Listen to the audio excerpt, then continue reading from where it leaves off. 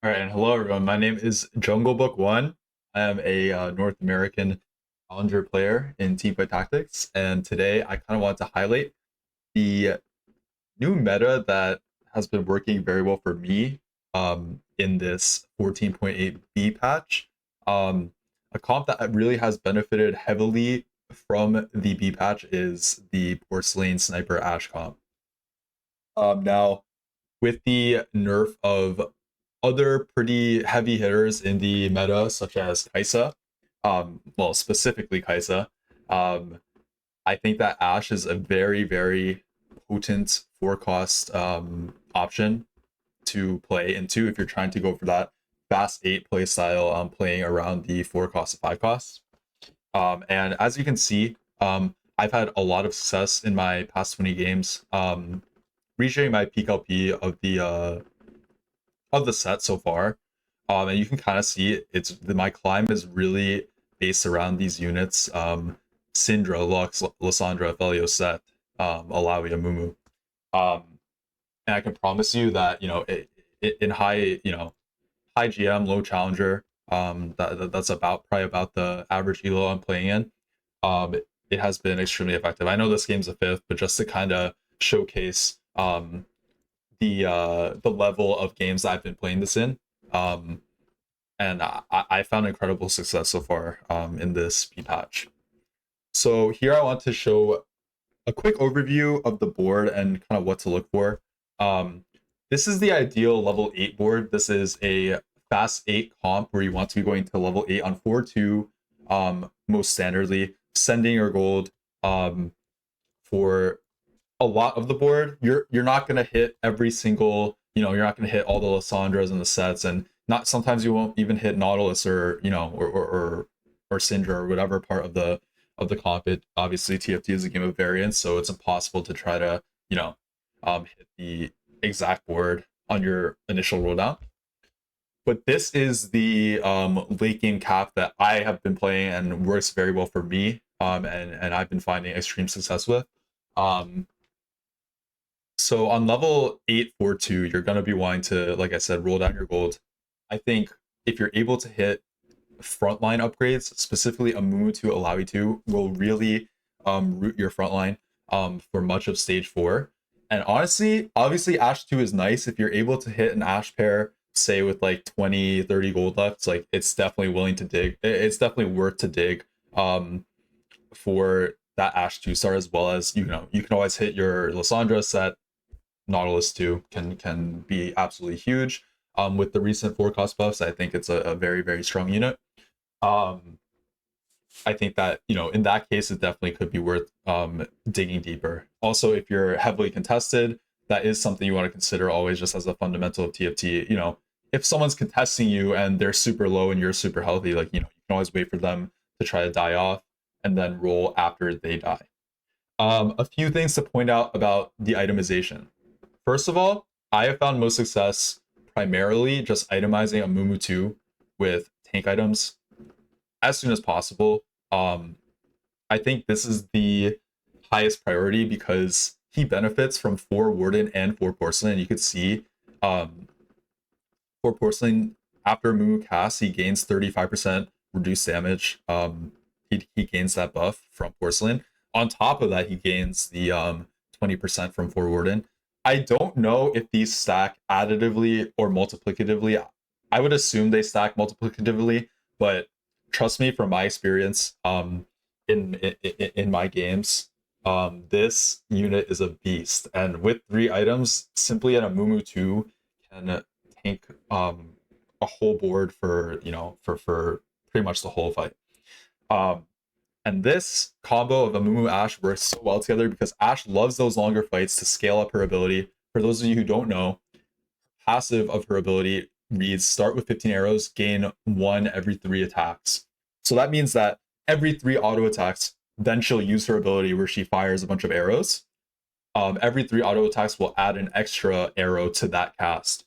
And it will continue stacking infinitely for the entire combat. So it can get up to, every 3, let's say your Ashe autos 30 times, then it'll add 10 more arrows to the ult.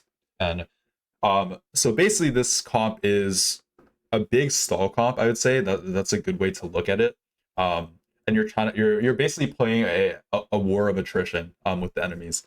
And really with the nerfs of things like Yone, I mean even things like Aurelia, there is, you know, less backline assassination potential. I mean, even with the nerfs of Kaisa, right? Like very often you'd see a Kaisa trick shotting onto the enemy backline, and just like sometimes it would just, you know, kill the enemy backliner carry in 1 or 2 casts. And I really think that's a lot harder to like now in this meta. Given that a lot of things that are a lot of the other meta comps are things like Gnar, for example, which really have to bite through the front line first. Things like Kayn plus Lee Sin, Heavenly. Sorry for the Discord notification, by the way. Let me just mute that. But anyways, I think that those comps play very well for they work very well in Ashe's favor, because you really want that front to back elongated fight. So let me point out some specific things about the itemization. Obviously, Ashe is gonna be your main carry, go to 9 games out of 10, probably, you know, more like 95 games out of 100. And I think in my experience and from what I've seen in the stats, the 2 most important items are Ginsu's and Last Whisper. Ginsu's is just, I think, almost a must-have on Ashe. I personally, like, you know, that's probably one of the highest priorities for me, if not the highest priority in terms of your early game itemization. It's just with these long fights, she just gives it, the Ginsu's item just gives Ashe so much value. Very often she'll be getting, like I said, she'll be getting 30, maybe even to like 60 auto attacks in the late game. And all of that value will add to her ability. I think Last Whisper, obviously Sunder as an effect, is simply a must-have these days. So many stone plates, so many behemoths between like Ornn and Udyrs, right? Galio as a unit buffs his own armor, so you really do need some form of Sunder. I think Last Whisper is worth building on Ashe, like to take up the item slot, but if you need to resort to it, something like an Even Shroud is completely okay, because like I said, this Amumu will live. I promise you, like this Amumu 2 will tank so many late game boards, and he will live for, you know, at least 10-15 seconds, if not just for the entire fight. So having an Even Shroud, and then you know, putting a Mumu like relatively close to where your Ashe starts is a good idea. If you want to be on this side, for example, you could put a Mumu here, right? And that's a completely viable option. So that's your Ashe itemization. I put Gunblade because it does synergize super well. Healing up the Wardens and giving them that effective HP is simply very efficient. And I can promise you, in my experience, the games that I have Gunblade, it also helps keep Ashe alive. You know, if you take any kind of chip damage to your backline, whether it's something like Hwei, whether it's something like Aurelia, you know, sometimes an Udyr can get back there. Trick shots, you know, like Xayah and Kaisa, excuse me, can definitely get back there quite often. So I personally have found the most success with Gunblade. You know, every game, it's not going to be every game that you're able to find these exact items. You do have to have some room for kind of flexibility. So really, you know, you could go with something like a Deathblade, Giant Slayer, Infinity Edge, you know, all these Runon's Hurricane, all these items are fine. This is the, you know, this is the 3 that I really try to look for when I'm playing Ashe. Now that we talked about the main tank, main DPS, obviously there are still going to be other items that are quite important. So I put on a lot of utility onto Lux. You know, she really applies that anti-heal and static shiv very well. And just a note about Lux is I do prefer having it on Lux versus Aphelios, because I find that Lux in the late game often hits more units than Aphelios does, and more often. Like she casts way more often. Once you have 4 Porcelain, she's autoing a lot, right?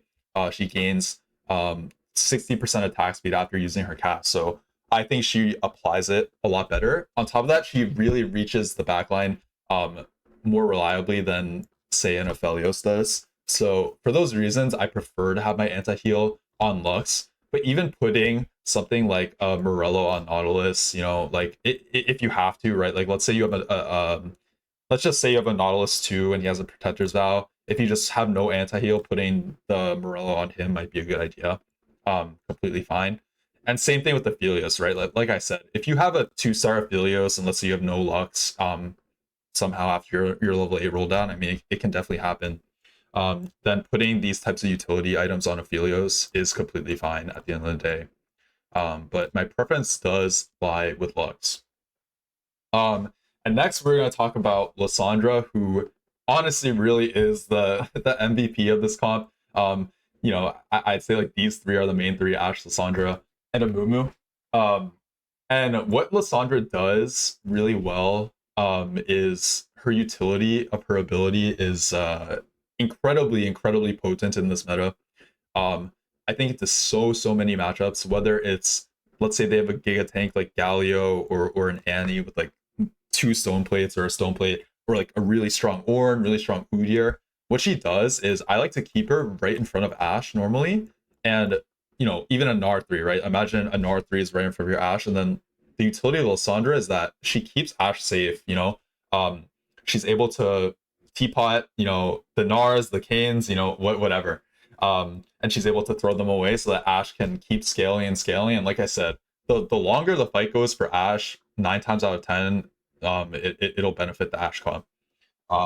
And Lissandra just enables that, right? Obviously, the other effect, very powerful effect of Lissandra, is the 50% chance that Lissandra turns them into a loot orb if the target does die during the cast. So really, I think that for those reasons, it's not as important in my finding to itemize damage on her. Obviously, don't get me wrong, like things like a death cap, right? I mean, you know, even a gunblade is fine. Archangels is okay. Like Crown Guard is okay. Those are all fine. But in my experience, I think that the most important thing to look for is mana generation. And even something like a blue buff, it might not make too much sense on something like Alessandra, which has 100 mana. But just the 20 starting mana as well as the max mana reducing by 10 means that she gets that first cast off so often. And so quickly. And that utility is priceless, I can promise you. So really, you'll kind of be putting, right? So you're in your early game, you're kind of looking to itemize Amumu and Ashe primarily, and then you're kind of putting your leftover items on Set, Nautilus, Lissandra. Um, AD items, you know, very in the very late game, you can see in some of my games, I have like full damage on Set, and let me tell you, he does become an absolute like obviously Set just as a unit, right? He's gaining AD at the start of every combat, so he just scales and scales. And I really think it's worth. Oh, sorry, I have an Annie on the board, but I really think it's worth itemizing the Set eventually, right? He's gonna be part of your cap. I think once you hit Set 2, Lysandra 2, that's enough to win a lot of lobbies, right? I mean, given given some lobbies will be just way too high roll for you to you know, sometimes it just happens. But in my experience, the cap was Set 2 and Lysandra 2 extremely high. I would recommend linking Set and Syndra eventually, once you have a fully itemized Set. I mean, I think you know, if you link Set and Syndra, it'll always be good. um, like I said, leftover tank items, you can always itemize Alawi to Nautilus 2. Trust me, Alawi may only be a 3 cost and she might not have porcelain, but I can promise you she's an absolute beast in my experience. When you put, you know, I had something like in my most recent game, just 2 stone plates and a Ionic Spark. You know, nothing super fancy, Alawi 2. She was tanking for a long time. So I can promise you that itemizing these other, you know, off tanks, the other wardens, is definitely still valuable. If you get pure tank items, don't be afraid to put them on something like the Alawi or the Nautilus. I'm trying to think if there's really anything else. Oh, I do want to talk about the augments as the last thing. So I kind of highlighted a couple of the good augments. I mean, there's so many augments that can work well in, you know, and sometimes augments will be good in certain games, and sometimes they'll be bad. You know, it's just going to be quite variable based on the game, which is kind of the cool thing about TFT, I guess you could say. Um, First, I want to highlight the first style, which is Econ. Obviously, this board is quite expensive. It requires you to go to level 8 on 4-2 with, at least 30 gold. Obviously, you'd like closer to 40 or 50 um, to roll. Sometimes that's not possible, but raining gold really does enable that playstyle of kind of maximizing your econ in stages 2 and 3 to set yourself up to hit on stage 4. So I do think things like raining gold, slamming is another option. Honestly, like if you're looking more towards your prismatics, like things like level up, um, could be worth considering. You could level up to level 8 on probably 4-1, roll maybe 20 gold, find your Ashe 2-star wardens, like I said, and then just go straight to 9 for Lissandra 2 set 2, right? Um, and then also boiling point, in my opinion, very, very strong. I don't I don't necessarily like boiling point on 2-1 as much because you are kind of missing the Amumu most of the time. Just getting a Lux benefiting from boiling point is not that great. But if you're taking it, on 3-2 or 4-2, that's when I think it's quite strong because just the effect in general is quite good. Even for Ashe, it gets Ashe to cast more often. You don't have to itemize for that burn in red buff and Morellonomicon. So that's definitely quite nice. So yeah, I mean, those are kind of the main things you're looking for. Obviously, pumping up. Sorry, I forgot to mention that. Attack speed is something that benefits this comp very well. And just Lissandra uses attack speed well. I could promise you, Set uses it well. Lux uses it very well. Ashe obviously uses it very, very well. So your things like pumping up, epitaph, inspiring epitaph, um, tiny but deadly, those augments tend to be quite strong in this type of comp. Last thing I want to talk about is if you get porcelain +1. Um, Porcelain +1 can be, quite good. Very often, what'll happen for me when I play in my games is on level 8, I won't find Lissandra, which is reasonable. Sometimes you won't find Set. Very often you'll find this core, right? If you don't, very often what I've found works is I like to hold Gnar and also Orans. So you're really playing to a lot of outs on level 8 for frontline. Like there's Nautilus, Amumu and Alawi, you can hit pretty consistently, especially if you've been holding these units. Like if you see Amumu and Alawi and you hold them together as your frontline throughout stage 2 and 3, very often you'll already have a Moo to Ally 2, but if you don't, it's quite easy to hit, I found. If not, definitely look to grab things like the Orin and the Gnar, because you're not always going to hit Lissandra Set. So if you play, random Orin, like I know it looks kind of troll, but even just with Dryad, Orin is still a beast, like especially if you hit Orin 2. And on top of that, if your Amumu doesn't have full items, he can obviously give the Amumu full items, which is extremely valuable. So that is something kind of to look out for. If you don't hit everything on your level 8 roll down, and again, you can't roll on level 8, 30, even closer to 40 gold and expect to reliably hit Lissandra and Set, right? So really playing this until you have the Lissandra and Set is completely fine. I found it to be stable in my lobbies.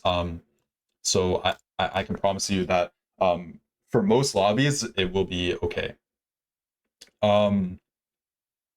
Is there anything else I want to talk about? Sorry, guys. I didn't organize this too well. Oh, yes, of course. So the spatula, duh.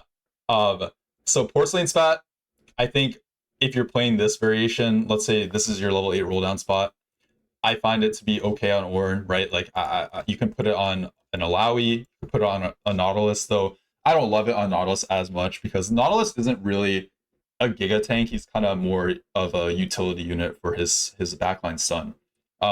So I like putting it on an Orn. You can always place it on something like an Aphelios 2. Let's say you have an Aphelios 2 with like red buff, and you just want to kind of buff him up for a little bit.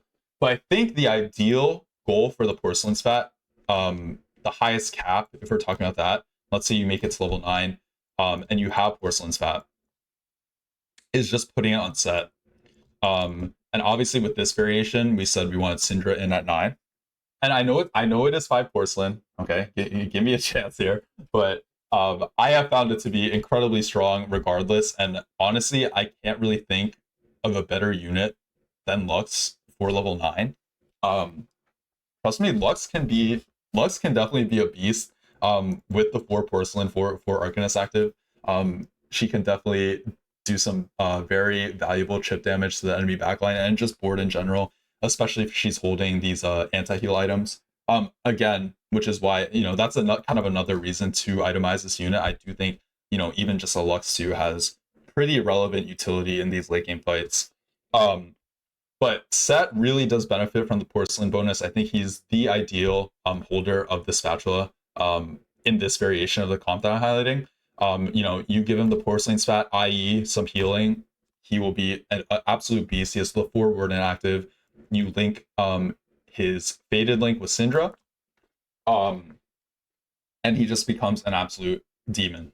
Now, if you do make it to level 10, which has happened some games for me, that's when you can consider dropping Lux. And what you can do is play just Ari as your 4th Arcanist, and then you play Thresh for 5 faded.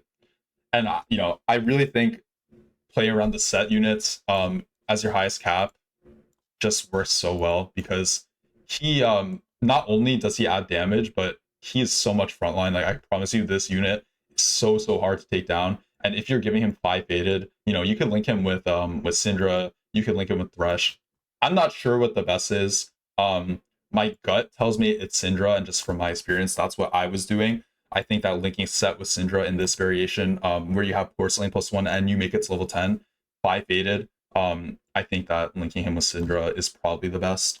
So yeah, I think, you know, that's kind of some ideas of how to cap out the comp.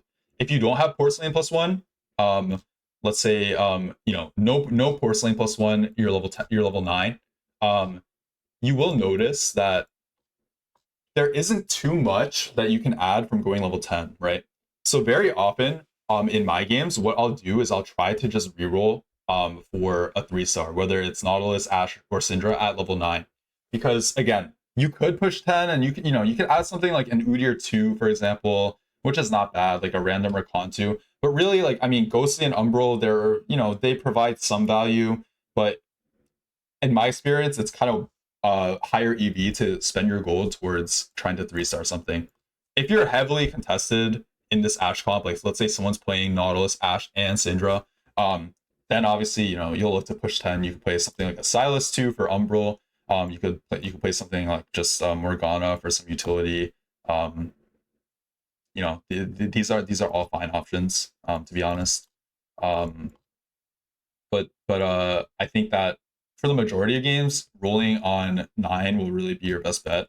I remember, I think it was this game specifically, like I won the game, like one off Ashe 3. And I was like printing it with Hui. So basically the round that I won was the round that I would have printed the Ashe 3. And that just kind of goes to show that this board, if you're able to 2-star the Set 2, the Lissandra 2, is very stable on 9. And it doesn't really need much more. So that's when you start thinking about playing for the win, and playing for something like the Ashe 3, Nautilus 3. The very last thing I want to cover is Nautilus positioning, which I do. Oh, I just messed it up. Sorry. Let me bring back the where's the team builder? Sorry.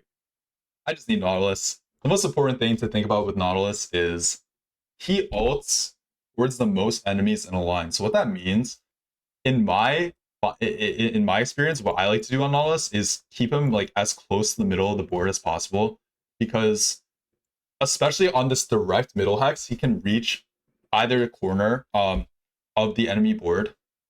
So I definitely find that him ulting like that is extremely efficient. You know, trying to target the enemy Xayah, for example, enemy Kaisa, enemy Ashe, even, you know, that type of thing.